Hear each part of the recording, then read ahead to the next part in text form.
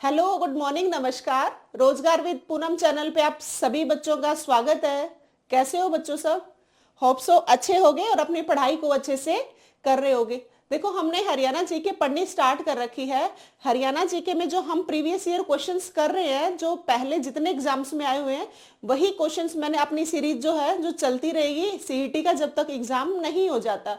ठीक है। देखो, आज आपने सभी बच्चों ने न्यूज़पेपर देख लिया होगा। वैसे जो बच्चे नहीं देखते हैं, डेली देख लेना चाहिए क्या हमारा सीईटी से रिलेटेड क्या क्या अपडेट आ रही है। आज नायब सिंह सैनी हमारे जो सीएम हैं, उन्होंने अनाउंस कर रखा है कि आपकी जो सीईटी में 4 गुना की पॉलिसी थी, उसको 8 से 10 गुना बढ़ाने की पॉसिबिलिटीज बताई गई हैं। लेकिन सीईटी क्वालिफाई होगा ये चांसेस बहुत कम बताए गए। इसका मतलब बच्चों, आपका सीईटी का एग्जाम क्वालिफाई नहीं होगा। आपकी सीईटी की जो पॉलिसी है उसमें 8 से 10 गुना का रूल अपनाने की बात बताई जा रही है। तो इस बात से आप सभी बच्चों को ये बात तो पता लग रही होगी कि आपका सीईटी क्वालिफाई नहीं होगा। इसका मतलब आप सभी बच्चों को थोड़ा सा ज्यादा पढ़ना पड़ेगा। जो बच्चे ये सोच रहे हैं कि हमारे 100 में से 50 या 40 नंबर आ जाएंगे, तो वो बच्चे गलत सोच रहे हैं, क्योंकि अब की बार फिर से कंपटीशन शुरू हो रहा है। क्योंकि 8 से 10 गुना, सिर्फ 8 से जितनी भी पोस्ट होगी उसकी मल्टीप्लाई 8 गुना या 10 गुना का एग्जाम लिया जाएगा। और आप इससे ये आइडिया लगाओ कि कितना कंपटीशन है। मतलब आपको, जब आप टॉप में आओगे तब कहीं जाके आप जो जॉब का सेकंड एग्जाम है, मेंस एग्जाम है, वो देने लायक बनोगे। तो बच्चों, कंटिन्यू पढ़ते रहो। बाकी आज के न्यूज़पेपर में थोड़ी सी फिर से हलचल हुई है सीईटी को लेके। जल्दी ही आपका सीईटी का एग्जाम होने जा रहा है, तो थोड़ी सी अपनी स्पीड को और बढ़ा दो। देखो, कहीं ना कहीं न्यूज़पेपर में डाला, इसका मतलब कहीं ना कहीं कुछ इन बातों की मीटिंग्स हुई है, कुछ ना कुछ डिस्कशन हुए, ये बात तो कंफर्म है। ठीक है। तो पॉसिबिलिटीज आज के न्यूज़पेपर को देख के ये बन रही है हमारी कि सीईटी का आपका एग्जाम जल्दी ही होने जा रहा है और सीईटी का आपका एग्जाम क्वालिफाई नहीं होगा। 8 से 10 गुना की पॉलिसी बनाई जाएगी। इसका मतलब आपको कंपटीशन ज्यादा होगा, क्योंकि सभी बच्चे सोचेंगे हम 8-10 गुना में आ जाएं ताकि हम सेकंड जो मेंस एग्जाम है वो दे पाए। तो आपको थोड़ा सा स्पीड भी और थोड़ा सा टाइम अपनी पढ़ाई को ज्यादा दो। ठीक है। ये दोनों बातों का ध्यान रखोगे। थोड़ा सा टाइम ज्यादा देना है अपनी पढ़ाई को। जो जो सब्जेक्ट वीक है ना, उन पे थोड़ा सा ज्यादा ध्यान दे लेना। देखो, अब हम पढ़ते हैं अपनी हरियाणा जीके। हरियाणा जीके का आज हम, जो हमारी मिट्टी है ना, हरियाणा में कौन सी मिट्टी कहाँ है और कौन सी मिट्टी का क्या नाम दिया गया, इस टाइप का क्वेश्चंस पढ़ेंगे। हरियाणा की मिट्टी से रिलेटेड जितने क्वेश्चंस आज तक एग्जाम्स में आए हैं, वो मैंने आज सारे आपके लिए क्वेश्चन लेके आई हूँ। जितने प्रीवियस ईयर क्वेश्चंस में बने हुए हैं सारे उठाए हुए हैं। उससे पहले मैं आपको एक बार मैप समझाऊंगी। मैप से आप थोड़ा सा रिलेट कर पाओगे कि कौन सी नदी के पास हमारी कौन सी मिट्टी है और कौन से जिले में किस टाइप की मिट्टी और कौन सी नदी टच कर रही है। इसीलिए मैं पहले लेके, एक बार थोड़ा सा ध्यान से मैप को देखना, फिर हम प्रीवियस ईयर क्वेश्चंस करेंगे। ठीक है। देखो बच्चों, रटने से, देखो जीके एक ऐसा पोर्शन होता है जिसमें आपको बार बार चीजें पढ़नी पड़ती हैं, लेकिन आप जब मैप से एनालाइज करके समझते हो ना, तो उस चीज को थोड़ा सा कम रटना पड़ता है। इसीलिए मैं मैप दिखा रही हूं, ताकि आप चीजों को रटो ना, थोड़ा सा समझो। जो चीजें आपको पिक्चर से समझ आती है ना, वो आप वैसे नहीं समझ पाते, और पिक्चर देखने के बाद वो बात हमेशा आपके दिमाग में रहती है। इसीलिए मैं मैप लेके आई हूँ। देखो, एक बार पहले भी करवाया मैंने, मैं पूरा 2-3 बार बताया है। जो अपनी पीछे वाली क्लास, जिन बच्चों ने नहीं ली है, वो बच्चे अपनी पीछे वाली क्लास देखना पहले, क्योंकि मैंने हर दूसरी तीसरी क्लास में आपको मैप दिखाया है। सारे जिले, उसमें कौन सा जिला किससे टच हो रहा है, ये सारी बातें मैंने पहले बताई हुई हैं। आप जो अपनी पिछली जितनी क्लास ले ली, वो सारी क्लासेस देखना, क्योंकि सारे प्रीवियस ईयर क्वेश्चंस करा रही हूँ आपके सीईटी में। 25 में से 2301%, अगर जो बच्चा रेगुलर क्लास लेता होगा, मैं उसके लाके दिखाऊंगी, क्योंकि मैं सारी करंट कराऊंगी, सारे अध्यक्ष कराऊंगी, बहुत अच्छे से आपकी हरियाणा जी के साइंस करवाऊंगी। रेस्टेट के लिए अपनी साइकोलॉजी चल ही रही है। देखो, अब सुनो, हमारे सभी बच्चों को पता है हमारे जिले हैं 22। ठीक है। और पुलिस जिले हैं हमारे 24। पता है सभी बच्चों को। देखो, यहाँ पंचकुला है हमारा। मैंने पिछली बार भी आपको समझाया था। अच्छा रुको भाई, एक बार पेन सेट कर लेती हूँ एक बार। देखो, मैंने आपको पिछली क्लास, हम 2-4 क्लासेस ली, उससे पहले बताया था मैंने। देखो, ये जो हमारी नदी है ना, यहां से बच्चों हमारी घग्गर नदी जाती है। समझते चलना, पहले तो एक बार यही समझो। सबसे ऊपर हमारा है जिला, फिर है अंबाला, फिर है यमुनानगर, फिर है कुरुक्षेत्र। ठीक है। पंचकुला हो गया, यमुनानगर, और इससे इधर आता है करनाल, इससे इधर आ गया पानीपत, इससे इधर आ गया सोनीपत, इससे इधर आ गया फरीदाबाद, इससे इधर आ गया पलवल। यहां से जो हरियाणा और यमुना नगर के बीच, यमुना के जो यमुना नदी है हरियाणा और यूपी के बीच में जो नेचुरल बाउंड्री बनाती है वो कौन सी नदी? हमारी यमुना नदी। इसका मतलब ये हमारा इधर हरियाणा रह गया और इधर ईस्ट में यूपी रह गया, और हरियाणा और यूपी को अलग करने वाली जो नेचुरल बाउंड्री बना रही है वो है बच्चों हमारी यमुना नदी। देखो यमुना नदी यहां से पहाड़ों से आते, कहां से जाके? उत्तराखंड से, ठीक है। इसके ऊपर इधर हिमाचल प्रदेश है, इधर उत्तराखंड है, तो उत्तराखंड से हमारी यमुना नदी आती है, उत्तराखंड की यमुनोत्री के हिमनद से। तो देखो यहां से जब हमारी नदी आ रही यमुना नदी, तो सभी को पता है जब पहाड़ों से जब कोई भी नदी आएगी मतलब वहां से पानी का बहाव आना शुरू हुआ, और जब वो पानी का बहाव शुरू हुआ तो वो खाली पानी तो नहीं लेके आएगा, वो उसके साथ गाद, मिट्टी, ये सारी कंकड़, ये सारी चीजें लेके पानी चलता है ना। पानी का बहाव इतना स्पीड से होता है कि वो कंकड़ को, मिट्टी को, हर चीज को अपने साथ बहा के लेके चलता है। तो देखो इस बात से क्या निकल के आया, जब ये नदी यहां से निकलती है तो अपने साथ में कंकड़, मिट्टी, गाद, सारी चीजें लेके चलती है ये, ठीक है। और ये जो मिट्टी यहां से लेके चलती है ना, तो जो ये जो मिट्टी है यहाँ पे कुछ जो भारी मिट्टी होगी वो यहीं पे रह जाएगी, ठीक है। फिर यहाँ पे चलती चलती चलती चलती यहाँ तक कुछ मिट्टी यहाँ तक लेके आएगी जो हल्की होगी। ये बातें मैंने क्यों बताई, यहां से देखो यमुना नदी हमारे उत्तराखंड के हिमनद से, यमुनोत्री के हिमनद से निकली, और जब ये नदी यहाँ से ऐसे निकलती आई तो ये कुछ अपने साथ कंकड़ लाई, मिट्टी लाई, जो कंक्रीट, मिट्टी, सारी चीजें, गाद वगैरह सारी चीजें लेके आई, क्योंकि पानी का बहाव इतना तेज था। तो यमुना नदी ने क्या किया, यहां से जब बहाव आया तो यहाँ कुछ मिट्टी जमा कर दी, यहाँ जितना कम बहाव होता चलेगा मिट्टी वहीं पे जम जाएगी, पानी आगे चलता चलेगा। तो इससे ये, हाँ मैं क्या बताना चाह रही हूँ आपको, मैं आपको यहाँ पे ये बताना चाह रही हूँ, जो हमारी यमुना नदी है ना, हमारी यमुना नदी ने क्या किया, यहाँ पे जो गाद मिट्टी जमाई, इस मिट्टी को हमने नाम नहीं दिया खादर।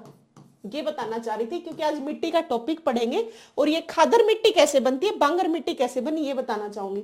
यहाँ पे जो मिट्टी आई वो क्या बन गई, खादर, ठीक है। लेकिन मिट्टी तो यहाँ इसके साथ भी आ रही है, कुछ अच्छी मिट्टी जो थी वो वहां रह गई, जो भारी मिट्टी थी कुछ यहाँ तक आ गई, इसको हमने बोल दिया बांगर मिट्टी, ठीक है। दो बातें तो आपको समझ आ गई। अब देखो यहां से घग्गर नदी जाती है और यहां से यमुना नदी गई।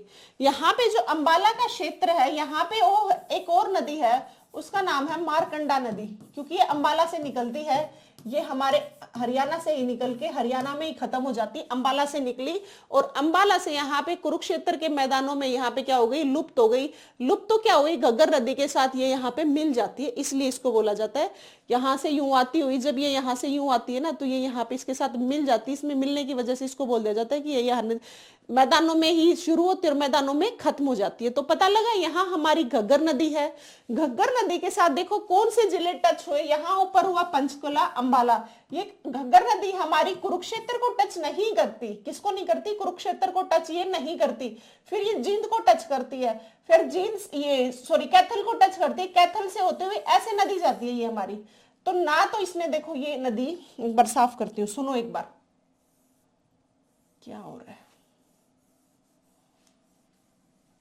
ये इंपॉर्टेंट बातें बता रही हूं मैं, इसलिए बता रही हूं ताकि जो आज टॉपिक कराऊंगी वो आपको समझ आ जाए, रटना ना पड़े। देखो जब हमारी घग्गर नदी यहां से गई, इसने पंचकुला को टच किया, अंबाला को टच किया, इसने कुरुक्षेत्र को टच नहीं किया। घग्गर नदी कुरुक्षेत्र में से नहीं जाती। फिर इसने टच किया कैथल को, कैथल में से निकली है, इसका मतलब, और ये फतेहाबाद और सिरसा से राजस्थान के हनुमानगढ़ में निकल जाती है। इसका मतलब यहाँ पे घग्गर नदी ने हमारे दो जिले टच नहीं किया, एक नहीं किया टच कुरुक्षेत्र और एक टच नहीं किया जींद, एक तो ये बात याद रखोगे। लेकिन जो ये घग्गर नदी है ना, ऐसे ही ये भी कहां से निकलते हैं, हिमाचल से निकल के आती है और पंचकुला के कालका में प्रवेश करके ये नदी, जो कि यहाँ पे कुशला बांध भी बनाती है, ये नदी यहाँ से निकलती हुई ऐसे निकल जाती है। ये नदी भी खादर कुछ मिट्टी लेके आती है जिसको हम खादर बोल देते हैं, और कुछ आगे जाती जाती जिसको हम क्या बोल देते हैं, हम बांगर बोल देते हैं। तो खादर मिट्टी जो नवीन जलोढ़ मिट्टी होती है उसको हम खादर मिट्टी बोलते हैं, और जो हमारी पुरानी जलोढ़ मिट्टी होती है उसको हम बांगर बोल देते हैं। देखो मिट्टी दोनों ही उपजाऊ है, चाहे वो खादर हो चाहे वो बांगर हो, लेकिन बांगर कम उपजाऊ है कंपैरेटिवली खादर के, इसीलिए नवीन जलोढ़ मिट्टी जो नदियों के द्वारा बहा के लाई गई उसको क्या बोलते हैं, नवीन जलोढ़ मिट्टी। और जो धीरे धीरे धीरे धीरे नीचे तक लाई, जो पुरानी हो गई, दब दब के जो मिट्टी पुरानी हो गई, उसको हमने बोल दिया बांगर जलोढ़ मिट्टी। तो याद रखो कि खादर नवीन मिट्टी है और ये जो है बांगर है ये प्राचीनतम मतलब पुरानी मिट्टी है। दो बातें याद रखोगे, ऊपर से हमारी जाती है घग्गर नदी और इधर से जाती है हमारी यमुना नदी और यहाँ पे है अंबाला जिसके मारकंडा नदी है। तो हमारी जो हरियाणा है वो सरस्वती जो कुरुक्षेत्र में है, पहले थी अब नहीं है, यमुना नदी घग्गर नदी इनके बीच का एरिया है, इसीलिए घग्गर इसको हरियाणा को एक क्या बोलते हैं, मैदानी क्षेत्र बोलते हैं। इसीलिए बोलते हैं क्योंकि ये मैदान में बसा हुआ है, मैदान है, यहाँ पे ज्यादा पहाड़ी वगैरह कुछ भी नहीं है। ऊपर हमारी घग्गर नदी, इधर से हमारी यमुना नदी और इधर मारकंडा नदी और इधर ही सरस्वती नदी है। उम्मीद है ये बात आपको समझ आ गई होगी। मैं इसलिए बताई ये बातें आपको, जो टच करने वाले तो मैं आपको नदियों के उसमें बताऊंगी, मैं इसलिए बता दिया कि खादर मिट्टी कैसे बनी, हमारी बांगर मिट्टी कैसे बनी है, ये बताने का मकसद मेरा ये था। उम्मीद है ये बातें समझ आ गई होगी। ठीक है, अब देखो मैं इसको इरेज कर रही हूँ, क्लीन कर रही हूँ मैं इन बातों को। ठीक, ओहो मैप ही गया हमारा, देखना पड़ेगा भाई आएगा भी या नहीं। चलो मैप ही गया, छोड़ो अब उस बात को। देखो आज फिर हम पढ़ेंगे मिट्टी का टॉपिक। मिट्टी के टॉपिक में आपको ये समझाया मैंने, ये बातें आपको याद रखनी है। ऊपर खादर मिट्टी कैसे बनी, बांगर मिट्टी कैसे बनी और जलोढ़ मिट्टी कौन सी है, ये बात सुनो। सबसे पहले आपको देखो एक जसवीर सिंह थे, उन्होंने, पेन चेंज कर लेती हूं, ठीक है।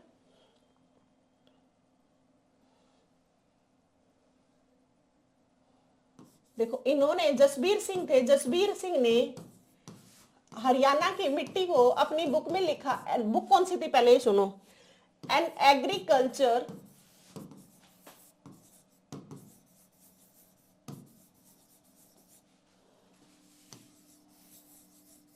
Geography of Haryana, geography of Haryana book लिखी। ठीक है, किसने लिखी आपको ये याद रखनी है और कौन सी लिखी। तो जसबीर सिंह ने, जसबीर ने नहीं, जसबीर सिंह ने, इसका पूरा नाम है जसबीर सिंह। जसबीर सिंह ने an agriculture geography of Haryana book लिखी। इसने इस बुक में अपनी हरियाणा की मिट्टी को 6 भागों में डिवाइड किया, मतलब कौन सी कहाँ मिट्टी मिलती है। जसबीर ने an agriculture geography of Haryana book लिखी जिसमें हमारी हरियाणा की मिट्टी को 6 भागों में बांटा। आज मैं मिट्टी का टॉपिक करवाऊंगी, इसीलिए कुछ इंपॉर्टेंट बातें बता रही हूं जो क्वेश्चंस पूछे जा सकते हैं और एक्स्ट्रा वो लिख रही हूं आपके आगे मैं। ठीक है, वो क्वेश्चंस तो मैं करवाऊंगी। Agriculture geography of Haryana book लिखी जिसमें हरियाणा की मिट्टी को 6 भागों में बांटा।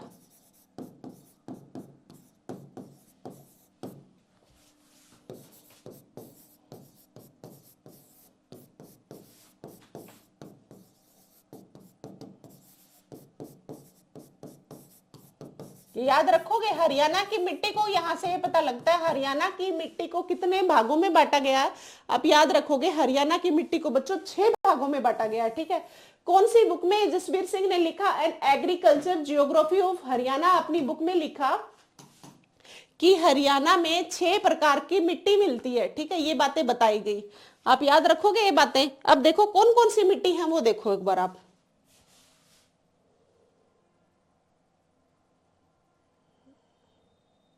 देखो जो 6 प्रकार की मिट्टी बताई जसबीर सिंह ने, वो बताई सबसे पहले अत्यंत हल्की मिट्टी। ये क्वेश्चन करने के बाद, क्वेश्चन ये बातें पढ़ने के बाद क्वेश्चंस करेंगे थोड़े से और इजी लगेंगे फिर आपको। अत्यंत हल्की मिट्टी, हल्की मिट्टी,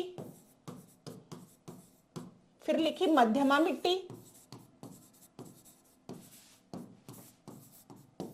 फिर मिट्टी के टॉपिक से कुछ भी क्वेश्चन आएगा तो आपका गलत नहीं होगा। ठीक है, फिर है सामान्य भारी मिट्टी,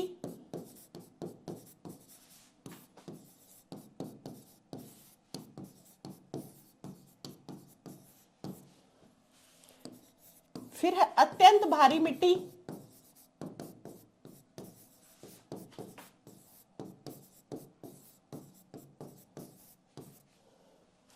और फिर है गिरिपादीय मिट्टी या चट्टानी मिट्टी। होगी 6 प्रकार। तो जसवीर सिंह ने अपनी book an agriculture geography of Haryana में 6 प्रकार की मिट्टी बताई। 6 प्रकार की कौन कौन सी है देखो ध्यान से। अत्यंत हल्की मिट्टी, मध्यमा मिट्टी, सामान्य भारी मिट्टी, अत्यंत भारी मिट्टी और गिरिपादीय या चट्टानी मिट्टी। देखो अब ये जो 6 प्रकार है इनमें से सबसे जो इंपॉर्टेंट मिट्टी है ना वो हम मध्यमा मिट्टी, जिसको हम दोमट मिट्टी बोलते हैं, और ये सबसे ज्यादा उपजाऊ होती है दोमट मिट्टी। ठीक है, ये मिट्टी कौन सी होती है, सबसे उपजाऊ होती है।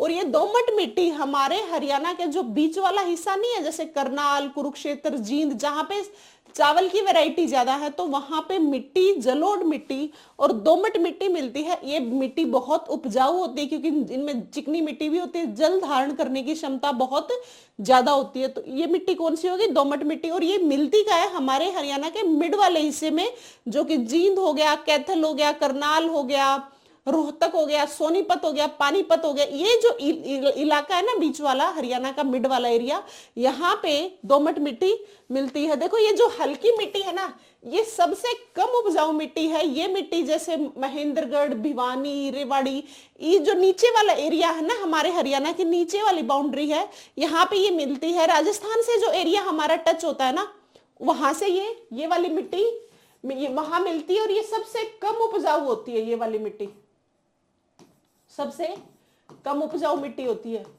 ये भी इसी जगह पे मिलती है, जैसे भिवानी हो गया, दादरी हो गया, महेंद्रगढ़ हो गया, इस जगह पे ये मिलती है। ठीक है, मध्यमा मिट्टी बता दिया मैंने, हरियाणा का मिड वाला पोर्शन। सामान्य भारी मिट्टी ये भी उपजाऊ मिट्टी है। ये जो हमारी जलोढ़ मिट्टी है ना जो मिड वाला, ये भी यही मिलती है। ठीक है, और एक है बच्चों एक गिरिपादीय या चट्टानी मिट्टी। ये सबसे ऊपर हमारी हरियाणा की शिवालिक और सबसे नीचे जो हमारी अरावली हिल्स है ना वहां पे ये चट्टानी मिट्टी मिलती है, जो कि हमारी शिवालिक का एरिया हमारा कितना है, जो हमारे हरियाणा को टच करता है 1.67%, और जो अरावली के साथ जो हमारा एरिया टच होता है बच्चों वो होता है 3.09%। ये भी बात याद रखो। ये देखो लिख देती हूँ मैं। जो हमारा ऊपर की साइड जो पंचकुला, यमुनानगर, इधर जो शिवालिक का टच एरिया है वो है 1.67%, और जो अरावली के साथ टच है ना वो हमारा अरावली का एरिया कितना है 3.09%। ये है अरावली। इसका मतलब हमारा एरिया अरावली के साथ ज्यादा, मतलब अरावली हमारे एरिया में ये वाली ज्यादा है, ये वाले पहाड़ कम है। ये कौन से है, शिवालिक कितने परसेंट, 1.67%, और अरावली में 3.09%। ये दोनों परसेंट भी आपको याद रखने हैं। ऊपर वाला 1.67% और नीचे अरावली वाला 3.09%। याद रखोगे ये बातें। आपको मिट्टियां बता दी है, ये नीचे जो अरावली के साथ ये वाली मिट्टी मिलती है, और सबसे ऊपर शिवालिक के साथ, और बीच वाली ये मिट्टियां बता दी। अब उम्मीद है ये क्वेश्चन आए आपको। ये टॉपिक में से जो मैं कुछ टॉपिक कराऊंगी उसकी बातें बता रही हूँ कुछ। ठीक है, अब एक और बात सुन लो। देखो जो मिट्टी लवणता अनुसंधान है CSSRI, ये देखो सबसे पहले मार्च 1969 में हिसार में बनाया गया था। सुनना ध्यान से, 69 में हिसार में बनाया, 1 मार्च 1969 को हिसार में बनाया। लेकिन फिर बाद में इसको अनुसंधान जो सेंटर, ये फुल फॉर्म देख लो, इसकी भी आ सकती है, central soil salinity research institute.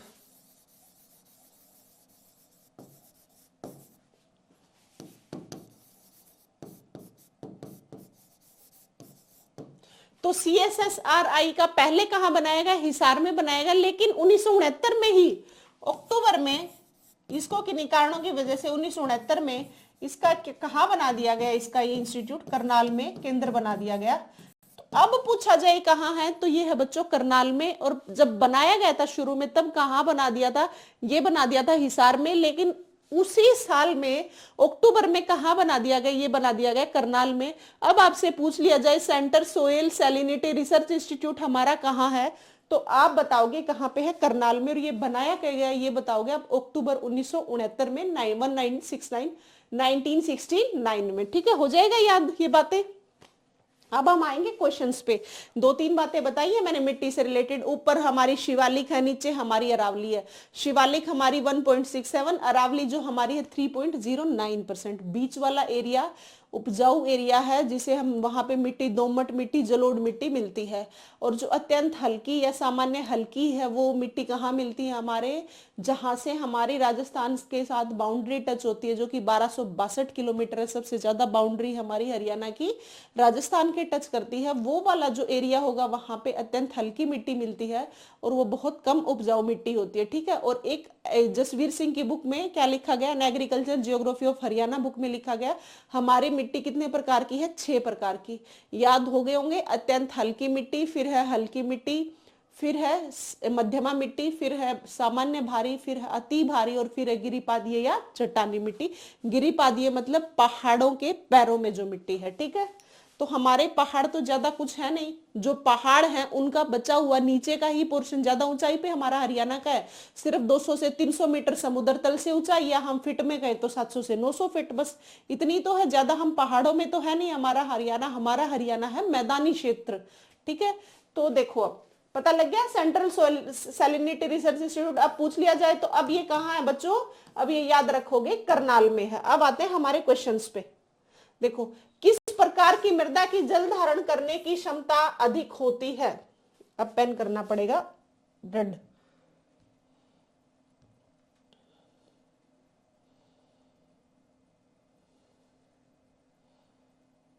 अब देखो, अभी बताया था, अब आपको आइडिया भी लगा पाओगे। ये बातें इसीलिए बताई गई थी ताकि आप क्वेश्चंस को आराम से सोल्व कर पाओ। ठीक है, अब इसको क्वेश्चन को पढ़ो एक बार, एक सेकंड रुको बेटा, ठीक चल रहा है। देखो, अब किस प्रकार की मृदा की जल धारण करने की क्षमता सर्वाधिक होती है। अभी मैंने बताया था जल धारण करने की क्षमता सबसे अधिक होती है चिकनी मिट्टी की। चिकनी मिट्टी जल धारण अच्छे से कर पाती है, और जब जल धारण कर पाएगी तो वहां पे जो मैंने बताया था बीच वाले पोर्शन में, जिसमें जींद आता है, करनाल आता है, कुरुक्षेत्र आता है, पानीपत आता है, सोनीपत आता है, रोहतक आता है, ये जो मिड वाला हमारा एरिया, यहाँ पे अत्यधिक धान होते हैं। और धान हमेशा चिकनी मिट्टी में ही होते हैं, क्योंकि धान को पानी की जरूरत होती है और चिकनी मिट्टी पानी को एब्जॉर्ब करके रखता है, तभी अच्छे से धान बन पाएंगे। तो इसीलिए जल धारण करने की क्षमता सबसे ज्यादा किसमें हो गई, चिकनी मिट्टी में हो गई। देखो, रेतीली मिट्टी तो क्या होगा, रेतीली मिट्टी तो क्या होगा, उसमें पानी डाल दिया, पानी सूख जाएगा, रेत उड़ जाएगा। और ये मिलती कहाँ है, ये रेतीली मिट्टी मिलती है जहां हमारी बाउंड्री राजस्थान से जो डट टच होती है वहां पे मिलती है। ठीक है, तो देखो इसका आंसर क्या हो गया, ये नहीं है इसका आंसर। अब आइडिया लगाओ आप, किस प्रकार की मृदा जल धारण करने की क्षमता सर्वाधिक होती है। पता है ना, चिकनी मिट्टी में सर्वाधिक होती है, कर लोगे याद। अब आपको जो बताया इसीलिए बताया गया, अब आप आराम से क्वेश्चन सोल्व कर पाओगे, आपको समझ आ जाएंगे। तो जल धारण करने की क्षमता किसमें हुई, चिकनी मिट्टी में। अब देखो नेक्स्ट क्वेश्चन, हरियाणा के मैदानी भाग में अधिकांशतः किस प्रकार की मिट्टी पाई जाती है।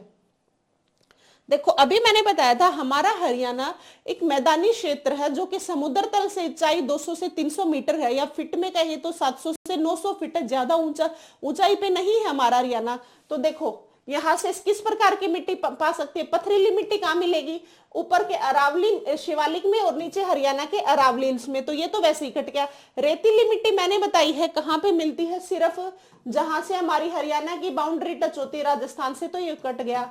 बलुई है ही नहीं, बलुई मतलब बालू। तो अभी बताया था मैंने, पीले भूरे रंग की उपजाऊ है ना, उपजाऊ है हमारे हरियाणा की मिट्टी। हमारे हरियाणा में देखो ना, हमारे हरियाणा देखो, दो बातें याद रखना आप।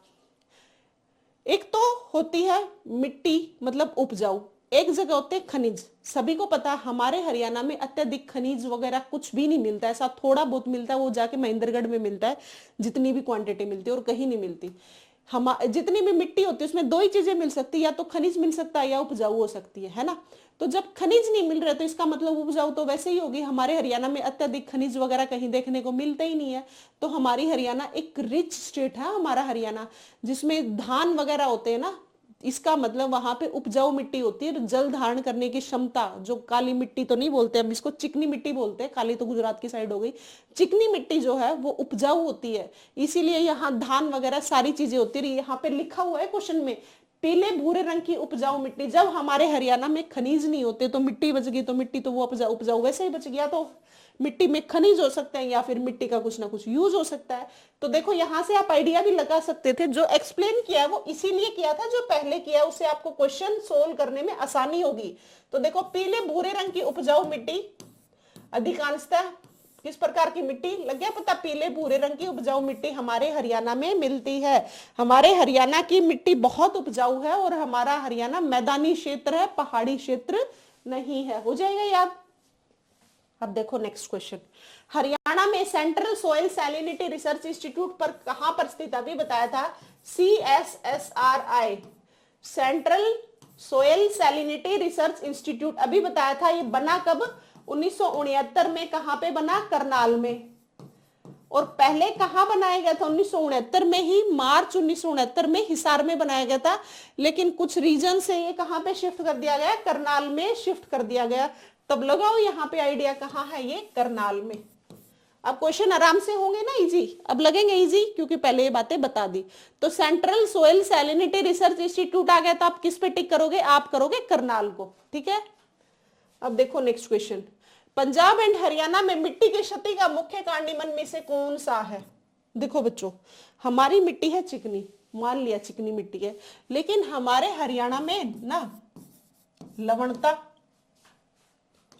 बहुत ज्यादा मिलती है, मतलब 33% मिट्टी पर लवणता मिलती है। लवणता कैसे, जैसे कहीं पे पानी इकट्ठा हो गया, आप समझो मेरी बात को, किस तरीके से क्वेश्चन पूछा गया, आप इसे रिलेट कर पाओगे। जैसे जहां पे पानी इकट्ठा हो गया, पानी जब इकट्ठा हो गया तो आपने बहुत जगह पे देखा होगा, वो जब पानी इकट्ठा हो जाता है उससे जो मिट्टी है ना, उस पे व्हाइट व्हाइट लेयर आ जाती है। जो वो लेयर आ गई, पानी तो एब्जॉर्ब हो गया क्योंकि सन की लाइट इतनी पड़ रही है, गर्मी की वजह से पानी तो वाष्पीकरण हो गया, मतलब एब्जॉर्ब हो गया, इवेपोरेशन हो गया। वो इवेपोरेशन होने के वजह से हमारी मिट्टी में क्या बन गए, लवण बन गए, मतलब ठीक है। तो 33% हमारे हरियाणा की मिट्टी ऐसी है जिसपे क्या है, लवणता है। तो देखो अब, तो हरियाणा की मिट्टी का क्षति का मुख्य कारण क्या है, देखो वनों की कटाई, हमारे हरियाणा में इतने वन नहीं है कि उनकी कटाई करनी पड़े। वनों के मामले में हमारा हरियाणा बहुत नीचे आता है, हरियाणा में अच्छे खासे वन नहीं है, इसीलिए बहुत सारे अभियान चलाए जाते हैं, ठीक है। खड का अत्यधिक चराई, ये सब रीजन नहीं है। देखो लवणता व जल जमाव, यही मैंने बताया है, क्षति का मुख्य कारण है। हमारे पंजाब में, हरियाणा में, यहाँ पे नदियां आती हैं, नदियां पानी बहाव लेके आती हैं, वो पानी जमा हो जाता है, लेकिन सन की हीट आने की वजह से वो पानी इवेपोरेट हो जाता है। इवेपोरेट होने की वजह से वहां पे लेयर बन जाती है व्हाइट व्हाइट, और जो वो लेयर बन गई ना, उस पे उपजाऊ कुछ भी नहीं हो सकता। आप कुछ भी वहां पे उगाओगे तो वो नहीं बनेगा। इस वजह से यही कहा गया कि मिट्टी की क्षति तो इस वजह से जो जमा हो गया, लेकिन पानी तो इवेपोरेट हो गया, सूख गया, लेकिन वो जो लेयर बन गई ना, उसकी वजह से क्या हो गया, मिट्टी का नुकसान हो गया, क्योंकि वहां पे आप कुछ भी नहीं उगा सकते, जो भी उगाओगे वो उगेगा ही नहीं। तो ये रीजन क्या है, वहां पे लवणता है, जो व्हाइट व्हाइट लेयर बन जाती है उसी को लवणता बोलते हैं, और जल जमाव हो जाता है।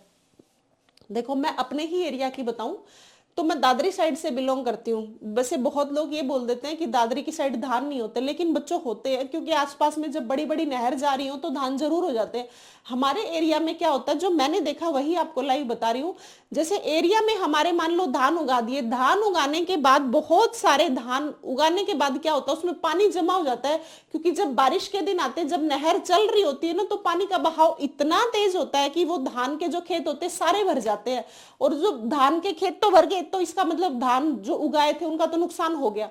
फिर उसके बाद वहां देखने को क्या मिलता है कि जो पानी है हीट की वजह से, कि सन की इतनी हीट आ रही है, उसकी वजह से इवेपोरेट हो जाता है, लेकिन पास में जो जल जमाव था, एक तो उसकी वजह से नुकसान हो गया मिट्टी का, उसके ऊपर फिर बाकायदा लेयर जम जाती है, वो व्हाइट व्हाइट लेयर है, उसी को बोला गया लवणता। और जल जमाव वैसे ही हो गया, तो मिट्टी का नुकसान तो हो गया ना, यही बात पूछी गई है, ठीक है। उम्मीद है अब ये बात समझ आ गई होगी। पंजाब एंड हरियाणा की मिट्टी का क्षति का मुख्य कारण क्या हुआ, लवणता एवं जल जमाव। मिट्टी के टॉपिक में कहीं दिक्कत नहीं आने दूंगी, एक बार ध्यान से सुन लेना इस टॉपिक को। हरियाणा में किस मिट्टी को रोसली के नाम से जाने जाते हैं, देखो बहुत सारी मिट्टी के नाम आएंगे, ठीक है, जैसे कि ये मिट्टी कहाँ मिलती है, ये मिट्टी कहाँ मिलती है, इस टाइप के नाम आएंगे, तो यही पूछा गया। देखो एक लेटेराइट मिट्टी भी आती है, जो हमारी लेटेराइट मिट्टी है ना, ये हमारे चट्टानी एरिया में मिलती है, जैसे कि शिवालिक, तो लेटेराइट मिट्टी हमारे जो यमुनानगर है और जो पंचकुला है उस एरिया में जो मिट्टी मिलती है ना, उसको हम शिवालिक की जो एरिया में मिट्टी मिलती है, लेटेराइट कहाँ मिलती है, शिवालिक के एरिया में मिलती है। तो ये वाली इस टाइप के क्वेश्चन आएंगे आपके। सुनो एक बार तो इसी को सुन लो, आगे समझाऊंगी। वो हरियाणा में किस मिट्टी को रोसली के नाम से जाना जाता है, आप बताओ यहाँ पे रोसली किस मिट्टी को कहा गया है?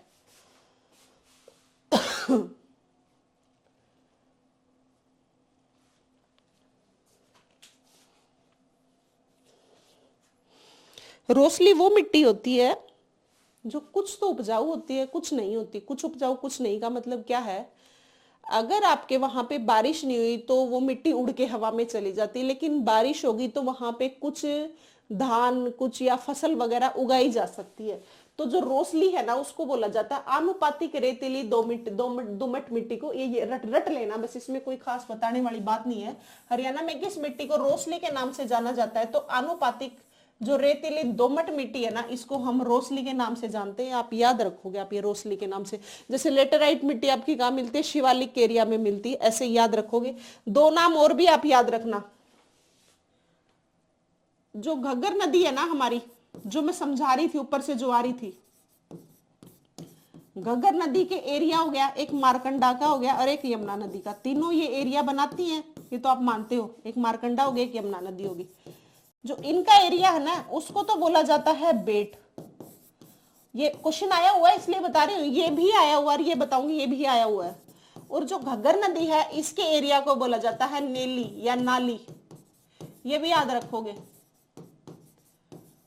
मारकंडा और यमुना नदी के, मारकंडा ये दोनों नदियों के बता रही हूँ, मारकंडा और यमुना नदी का जो एरिया जाता है उसको बोला जाता है बेट, और घग्गर नदी के एरिया को बोला जाता है नैली या नाली।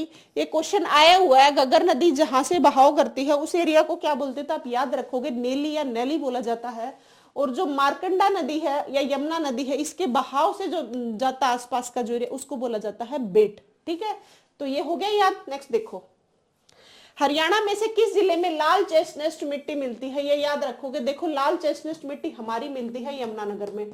और इसको क्यों ऐसा बोला गया है, क्योंकि यहाँ पे नाइट्रोजन व फास्फोरस की कमी है। देखो मिट्टी में ना सारे मिनरल्स होते हैं, वो मिनरल्स की वजह से ही हम ये कह पाते हैं कि ये मिट्टी उपजाऊ है। ठीक है, हर मिट्टी में नाइट्रोजन का, कैल्शियम का, फोस्फोरस का जो मिनरल्स होते हैं ना, इनका होना बहुत जरूरी है। वो मिनरल की वजह से ही वो मिट्टी उपजाऊ मानी जाती है। और जब ये सारे मिनरल्स होंगे तो ही कोई मिट्टी में क्या हो सकती है, फसल उगा सकते हैं। तो ये जो लाल चेस्टनट मिट्टी है ये हमारी मिलती है यमुनानगर में। और जो लाल चेस्टनट मिट्टी है इसमें नाइट्रोजन और फास्फोरस की कमी है, इस वजह से नाइट्रोजन और फास्फोरस मतलब मिनरल्स की कमी है।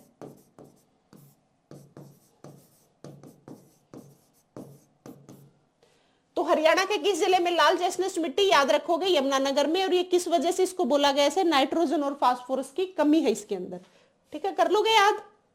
देखो नेक्स्ट क्वेश्चन, हरियाणा के थानेसर में पाई जाने वाली भारी मिट्टी को क्या कहा गया है।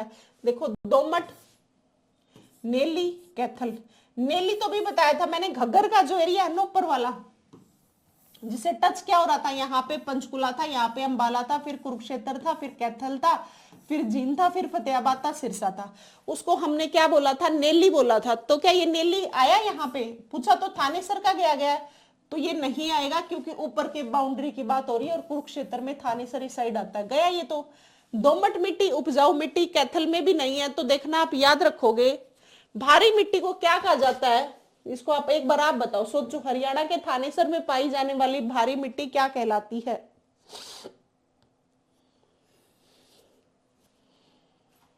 बताओ आप।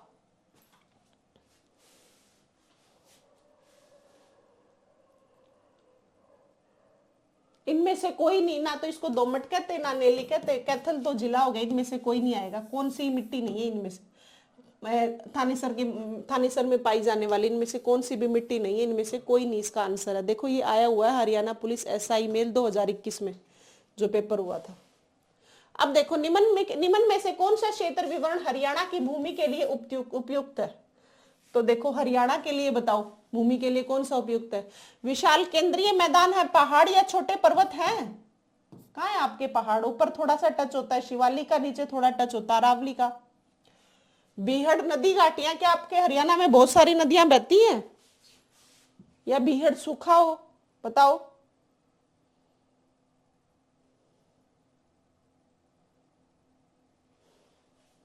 नदी घाटियां हैं क्या? बहुत सारी नहीं है आपके हरियाणा में। पंजाब से 5 नदी गई, यमुना का हमें सिर्फ 47% पानी मिलता है और ज्यादा पानी दिल्ली रख लेता है। गग्गर का थोड़ा सा टच होने के बाद राजस्थान ले लेता है, इंदिरा नहर जो जाती है। तो कहाँ है बीहड़ और नदी घाटियां? हमारे हरियाणा में नहीं है। विशाल केंद्रीय मैदान, बहुत ज्यादा केंद्रीय मैदान, इतना भी नहीं है कि केंद्रीय बोला जाए, विशाल बोला जाए, नहीं, क्योंकि हमारा हरियाणा छोटा सा है। पहाड़ और छोटे पर्वत है ही नहीं, पहाड़ कहाँ है हमारे इतने ज्यादा। सिर्फ 1.67% पे हमारे शिवालिक और 3.09% पे हमारी अरावली हिल्स है। तो कहाँ है? तो क्या बचा? चपटी और सूखी। तो कैसी है? चपटी है, मान लिया, प्लेन है, लेकिन विशाल केंद्रीय मैदान का हम नाम नहीं दे सकते। और सूखा है बहुत ज्यादा इलाकों में, क्योंकि राजस्थान की जो बाउंड्री जा रही है वो सूखी तो है, कहाँ है उसमें पानी। तो देखो, तो इसमें ऑप्शन क्या बना? वैसे भी आप गलत टिक कर सकते हैं, एलिमिनेट कर सकते हैं। एलिमिनेशन मेथड बहुत अच्छा मेथड होता है, किसी क्वेश्चन का आपको ना पता हो उसके सही आंसर पे पहुंचने के लिए। कैसे? देखो, नदी घाटियां हमारे नहीं है यहाँ पे, विशाल केंद्रीय मैदान नहीं है, कोई पहाड़, छोटे पर्वत वगैरह कुछ भी नहीं है। तो फिर आप देखो कौन से हमारे पर्वत है, नाम देख लो, हरियाणा में कुछ भी नहीं है ऐसा। तो चपटी और सूखी वैसे ही बच गया। और इंपॉर्टेंट क्वेश्चन है, सभी जितने क्वेश्चंस लिए हुए हैं ना बच्चों, सारे एग्जाम्स में आए हुए क्वेश्चंस है। देखो, हरियाणा में पहाड़ी क्षेत्र की डैश मृदा है। तो देखो, पहाड़ है तो पहाड़ों में अभी बताया था मैंने, जो छठी टाइप की बताई थी, गिरी पादिये। गिरी पादिये मतलब, गिरी मतलब पहाड़, पादिये मतलब पैरों में। पहाड़ों के जो पैरों की मिट्टी हमारे हरियाणा में आती है कुछ परसेंट, और इसी का नाम मैंने लिया था चट्टानी मिट्टी, बताया था ना, उसी का नाम छठे नंबर पे जो लिखी थी। यही पूछा गया, हरियाणा में पहाड़ी क्षेत्र की मृदा कैसी है? वो है चट्टानी। वैसे भी पता लग रहा है काली मिट्टी हमारे हरियाणा में है नहीं, चिकनी मिट्टी जो बीच के एरिया में है। तो ये कौन सी बच गई? चट्टानी ही बची। तो देखो, हरियाणा के शुष्क और अर्ध शुष्क भागों में किस प्रकार की मिट्टी मिलती है? हरियाणा में बहुत सारे हिस्सा सूखा हुआ है, और जो कुछ बीच का हिस्सा उसको अर्ध शुष्क भी बोल देते हैं। तो किस प्रकार की मिट्टी मिलती है हमारे हरियाणा में, बताओ। लेटेराइट मिट्टी तो भी बताया था, शिवालिक और अरावली का हिल है, वहां पे मिलती है लेटेराइट मिट्टी। जो ऊपर शिवालिक है, नीचे अरावली है, इन एरिया में पूछ लिया जाए कौन सी मिट्टी मिलती है, तो हम टिक कर सकते हैं लेटेराइट मिट्टी। लेकिन ये तो पूछा गया शुष्क और अर्ध शुष्क भागों में, बताओ।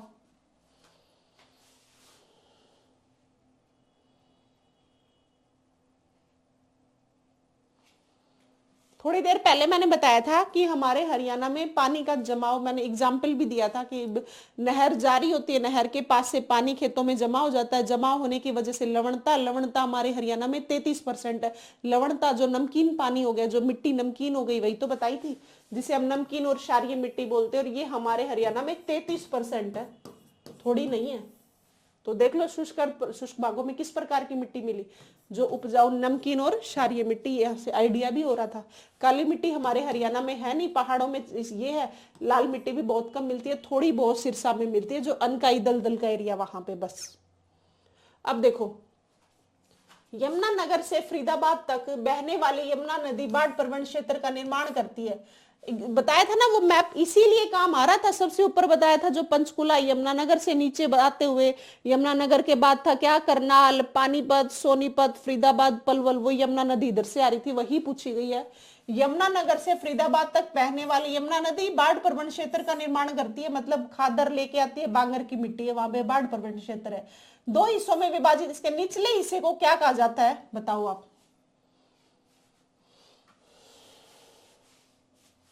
समझो, बहुत आसान क्वेश्चन है, थोड़ी देर पहले ही समझाया था। मैंने बताया था, देखो ये हमारा हरियाणा, इसको मान लो, ये यहां से यमुना नदी जाती है, यहां पे था पंचकुला, फिर था यमुनानगर, यमुनानगर के बाद क्या था? करनाल था, फिर था पानीपत, पानीपत के बाद सोनीपत, सोनीपत के बाद यहां जाती है दिल्ली, दिल्ली के बाद था फरीदाबाद के बाद पलवल था। ठीक है, तो यही पूछा गया। देखो, विभाजित से निचले हिस्से को क्या कहोगे? यमुना नदी। शिवालिक कैसे कहोगे? क्योंकि शिवालिक का एरिया ऊपर है, इसका मतलब ये गलत हो गया। नेली का एरिया मैंने बताया था, नेली जो बताई थी, नेली ये घग्गर की नदी जाती, इस एरिया को हम नेली या नाली बोलते हैं। तो ये वैसे गलत हो गया, ये शिवालिक भी हो गया। दलदली क्षेत्र, दलदली क्षेत्र बच्चों हमारे हरियाणा के ओनली सिरसा में है। अनकाई दलदल जिसे हम बोलते हैं ना, एक ही जगह है, मतलब समुद्र तल से उसकी ऊंचाई नहीं है, बहुत नीचा है ये जगह, इसीलिए इसको अनकाई दलदल बोला गया। ये है कहाँ पे? ओनली सिरसा में है। तो गलत ये भी हो गया, तो बच क्या गया? खादर बच गया। अब आप कहोगे कि ये तो निचले हिस्से में पूछा गया, निचला हिस्सा शिवालिक का निचला हिस्सा ये, यहाँ पे शिवालिक और इसका निचला हिस्सा क्या है? खादर। और इसके भी नीचे आ गए तो वो क्या आता है? बांगर। और जो हमारी यमुना नदी है, जो खादर है ना, ये एक उपजाऊ मिट्टी है जिसमें नवीनतम मिट्टी जिसे हम बोलते हैं। तो इसका आंसर क्या हुआ? खादर। इसीलिए वो मैप समझाया था, इसीलिए मैंने मिट्टी के बारे में सारी बातें बताई थी। तो उम्मीद है ये बातें याद होगी। तो निचले हिस्से को क्या गया है? खादर। देखो एलिमिनेशन मेथड कितना काम आता है, ये इसीलिए आता है। देखो नेक्स्ट क्वेश्चन, मैदान भूमिरेट मिट्टी गाद कठोर केलकेर या बजरी से बना है, जिसे स्थानीय स्थानीय रूप से किस नाम से जाना जाता है? बताओ। कठोर, मिट्टी, गाद, शुरू में ही मैंने अक्षर यूज किए कर दिया था, बताओ इसको। बताया था ना मैंने, जब नदी किसी भी जगह से जब नदी निकलनी शुरू होती है, अपने साथ मिट्टी कंकड़ गाद सब कुछ लेके आती है। और वही तो पूछा गया, स्थानीय रूप में किस नाम से जाने जाते हैं, जिसे बोलते हैं कंकर्स। कंकर्स, यही तो बताया था। जब मिट्टी निकलती, जब नदी निकलती है वहां से मिट्टी लेके कंकड़ वगैरह सारी चीजें लेके चलती है, तो यही पूछा स्थानीय रूप से क्या बोलते हैं। उसे हम बंकर, सरस, कुछ कर्नल्स कुछ भी दे दिया, सब नहीं बोलते, इसे बोलते हैं हम कंकर्स। देखो हरियाणा की मुख्य मृदा समस्या क्या है? इसकी समस्या है मृदा अपरदन, क्योंकि हमारे हरियाणा में राजस्थान से जो हमारा एरिया टच होता है बच्चों, वहां पे अत्यंत हल्की मिट्टी है, मतलब बालू मिट्टी है। बालू मिट्टी का क्या होता है कि हवा आई और वो उड़ गई, बह के चली गई, तो बहने की वजह से क्या हो गई? वहां पे मृदा अपरदन हो गई, मतलब मिट्टी उड़ गई, तो मिट्टी का क्या हो गया? अपरदन हो गया, कट गई। तो इसी के लिए कहा गया हरियाणा की मुख्य मृदा समस्या आएगी। मृदा समस्या क्या है? तो मृदा समस्या है हमारी मृदा, ऐसे आएगा। तो क्या है हमारी मृदा समस्या? ये है मृदा अपरदन, मतलब मिट्टी का क्या हो जाता है? कटाव हो जाता है, मृदा अपरदन हो जाता है, मतलब मिट्टी कट के हवा के साथ उड़ के चली जाती है। देखो जो हमारे हरियाणा में लू आती है, हम कहते हैं जून जुलाई के महीने में लू चलती है, जो लू चलती है ना, वो मिट्टी को उड़ा के ले जाती है, और मिट्टी उड़ने की वजह से क्या हो गया? मृदा अपरदन हो गया। तो यही क्या है? समस्या है। हरियाणा के मैदानी भाग में अधिकांशतः किस प्रकार की मिट्टी पाई जाती है? अभी बताया था, पीले भूरे रंग की उपजाऊ मिट्टी मिलती है हमारे हरियाणा के अधिकांशतः भाग में। हरियाणा का अधिकतम भाग निम्न में से किस मृदा का प्रधान है? देखो कछारी मिट्टी मिलती है गुजरात में, ये हमारे नहीं है। मरुस्थलीय मिट्टी मिलती है राजस्थान में, ये भी हमारे नहीं है। रेतीली, दोमट मिट्टी और दोमटी मिट्टी, इनमें से आपको टिक करना है। बताओ आप। ऐसे एलिमिनेशन मेथड बेस्ट मेथड होता, आप इसको लगाया करो।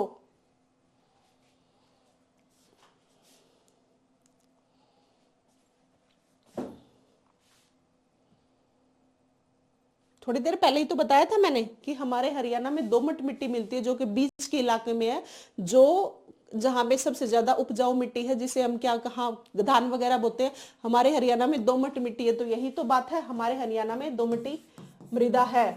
ठीक है, तो यही बात पूछी गई है। तो किस मृदा का हमारे हरियाणा में किस मृदा का प्राधान्य है, मतलब सब कौन सी मिट्टी सबसे ज्यादा होती है? दोमटी मिट्टी सबसे ज्यादा होती है। उम्मीद है बच्चों ये जो मैप बताया था इससे आप रिलेट कर पाए होगे। जो हमारी सबसे ऊपर है पंचकुला से इधर यमुना नदी जाती है, ऊपर इधर घंगर जाती है। ये नदियों का इलाका जो है, बीच के इलाके में कौन सी होती, कहाँ अत्यंत हल्की, ये सब बातें मैप में इसीलिए बताई थी। और हमारा centre soil salinity research institute कहाँ है, वो सारी बातें याद हो गई होंगी। और ये क्वेश्चन जो प्रीवियस ईयर क्वेश्चन आए हुए थे वो मैंने आपको कराए हैं। उम्मीद है आज मैंने जितनी बातें बताई हैं आप सारी याद कर लेना, सारी की सारी इंपॉर्टेंट है और सारी की सारी एग्जाम में आई हुई बातें हैं। जितने क्वेश्चंस कराए हैं तो ये सारे क्वेश्चंस करा लेना। क्वेश्चंस मैंने सिर्फ 15 कराए हैं, लेकिन मैंने उनके साथ एक्स्ट्रा जो बातें बताई हैं वो 50 बता दी है। 50 के 50 वो क्वेश्चन है, वो सारे इंपॉर्टेंट है।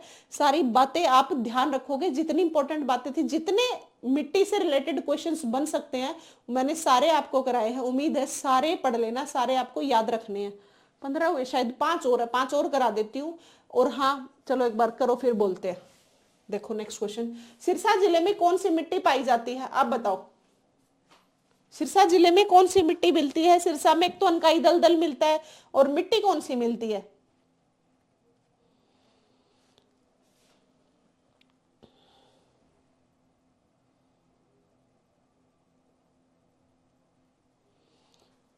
जो लाल मिट्टी है ना, बालू मिट्टी, वो मिलती है यहाँ पे। तो सिरसा में कौन सी मिट्टी मिलती है? सिरसा में मिलती है लाल मिट्टी। किस मिट्टी में चूने के अंश का बाहुल्य अत्यंत होता है? चूना होता है हल्की मिट्टी में, ये भी आप याद रखोगे। भारी मिट्टी का दूसरा नाम क्या है? भारी मिट्टी जो थानेसर में मिलती है ना, हम बात कर रहे थे इनमें से कोई नहीं, जो थानेसर में भारी मिट्टी मिलती है उसका नाम है डाकर। ये भी याद रखोगे, क्वेश्चन आया हुआ है। तो भारी मिट्टी है, ये मिलती हमारे थानेश्वर में, थानेश्वर जिसे आजकल बोलते हैं, जो कि कुरुक्षेत्र में है, जहां पे शेख चिल्ली का मकबरा भी है, ये थानेसर में मिलती है। और दूसरा नाम भारी मिट्टी का नाम है क्या है? डाकर। और ये कहाँ है? थानेसर में भारी मिट्टी। ठीक है, याद रखना ये बात। नेक्स्ट क्वेश्चन देखो, बुलई दोमट मिट्टी और दोमट मिट्टी का मिश्रण कौन सी मिट्टी हो गई? आइडिया लगाओ। दोनों, बुलई दोमट और दोमट, और मैंने बताया था थर्ड नंबर पे मध्यमा मिट्टी आती है, और वो मिट्टी क्या हमारी? उपजाऊ है। तो इससे क्या रिलेट कर पाओगे आप?